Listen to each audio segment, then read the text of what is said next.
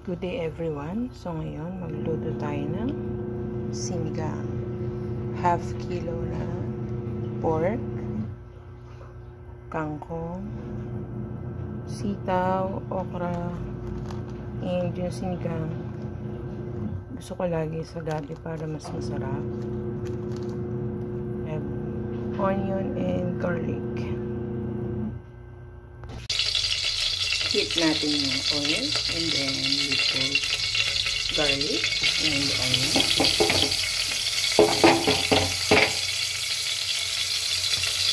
Sabay na.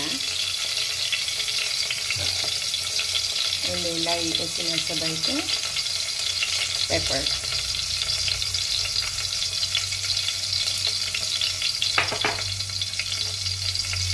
Dahil na natin silang maluto. So, ayan, luto na po siya. Ilagay natin to 100 pesos na pork.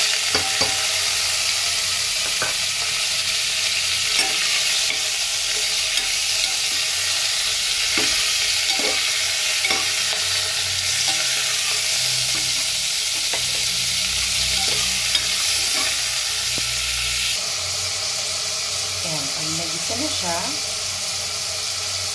lagyan na natin siya ng water. Ayan, pakuliin natin and palambutin yung ulam. So, ayan, malambot na yung ating karne. Lagyan na natin yung nor sinigang mix sa gabi.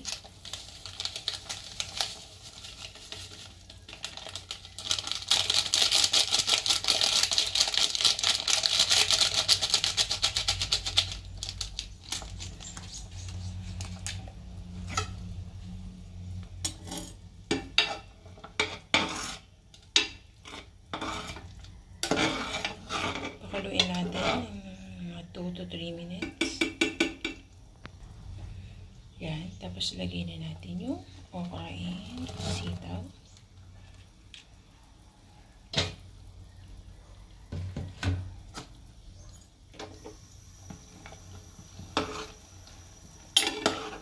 Palambatin lang natin ulit ng konti.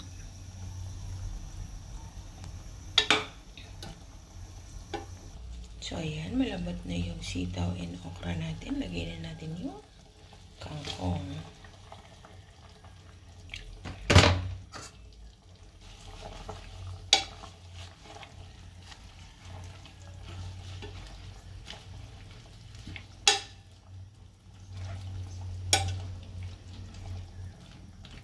Haluin lang natin ang konti pa.